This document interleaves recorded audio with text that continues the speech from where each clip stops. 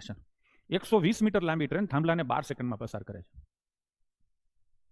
આટલું જોઈ અને તમે સીધું કહી શકો કે ટ્રેનની ગતિ 10 મીટર પર સેકન્ડ હશે, કહેવાય કે નહીં? 120 મીટરનું અંતર એને થાંભલાને ક્રોસ કર્યો એટલે 120 મીટરનું અંતર એને 12 સેકન્ડમાં પસાર કર્યું. એટલે ટ્રેનની ગતિ તમે એવું કહી શકો કે 120 ભાગ્યા 12 અંતર ભાગ્યા સમય એટલે 10 મીટર પ્રતિ સેકન્ડ આની ગતિ હશે. આ તો ક્લિયર થઈ ગયું. આગળ જઈએ. બીજી ટ્રેન, એટલે આ પહેલી ટ્રેન છે તો અહીંયા લખો આ પ્રથમ ટ્રેન છે ને.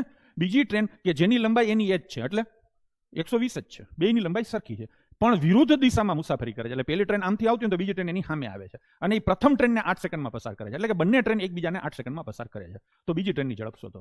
હવે તમને ખબર છે કે બે ટ્રેન એકબીજાને ક્રોસ કરે ત્યારે અંતર કેટલું આવે? બંનેની લંબાઈના સરવાળા જેટલું. પહેલીની લંબાઈ 120, બીજીની લંબાઈ 120, એટલે બંનેનો સરવાળો કેટલો થાય? 240 મીટર સરવાળો થાય. એટલે આટલું અંતર થાય. આટલું અંતર કાપતા એને સેકન્ડ કેટલી થાય છે? 8 સેકન્ડ થાય છે ને. તો બંને ટ્રેનની આ સ્પીડ આવી કે નહીં? 30 મીટર પર સેકન્ડ. આ સ્પીડ કોની આવી? તો કે બંને ટ્રેન વિરુદ્ધ દિશામાં ગતિ કરે ને એની આ સ્પીડ આવી. વિરુદ્ધ દિશા હોય એટલે બંને ટ્રેનની સ્પીડનો ટોટલ આવે. ટૂંકમાં બંનેનો ટોટલ તમારો 30 મીટર પર સેકન્ડ થાય છે, જેમાંથી પહેલી ટ્રેનની સ્પીડ 10 મીટર પર સેકન્ડ છે. તો બાકીની ગતિ બીજી ટ્રેનની હોય એટલે બીજી ટ્રેનની ગતિ હશે 20 મીટર પ્રતિ સેકન્ડ. શું પ્રશ્ન પૂછ્યો છે? બીજી ટ્રેનની સ્પીડ શોધો તો 20 મીટર પર સેકન્ડ આવશે. પણ અહીંયા એને પ્રશ્નો કિલોમીટર પર અવરમાં પૂછેલા છે, કિલોમીટર પ્રતિ કલાકમાં. તો તમારે ગમે ત્યારે મીટર પર સેકન્ડને કિલોમીટર પ્રતિ કલાકમાં કન્વર્ટ કરવું હોય તો 18/5 થી ગુણવા પડે. તો આનો જવાબ કેટલો આવશે? 72 કિલોમીટર પર અવર. થઈ ગયું કે નહીં?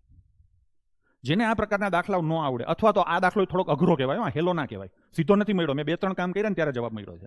આવા પ્રકારના દાખલામાં જેને ન આવડે એના માટે શું યાદ રાખવું? તો કે જ્યારે પણ ટ્રેનની ગતિ કિલોમીટર પ્રતિ કલાકમાં પૂછે અને કાંઈ ન આવડે તો 9 થી ભાગી શકાયો જવાબ ટીક કરવો. શું? 9 થી ભાગી શકાયો જવાબ ટીક કરવો. કે લખી દઉં કે તમે લખી લેશો? શું કામ 9 થી આવે એ પણ કહું, કેમ કે આ કિલોમીટરમાં કન્વર્ટ કરો ને એટલે 18 ગુણવાનું આવે ને 18 ની અંદર નવડો હોય. જરૂરી નથી દર વખતે સાચું પડે, પણ મોસ્ટ ઓફ કેસીસમાં સેટિંગ ક્યારેક નવડો છેદમાં આવતો હોય તો નવડો કપાઈ જાય તો ત્યાં ખોટું પડે. પણ એવી દુર્ઘટનાઓ બહુ ઓછી બનશે. જેમ આપણા દેશમાં ટ્રેનના અકસ્માતો જેમ થતા હોય ને કે લાખો એકાદો થતો, એમ આવી દુર્ઘટના કંઈ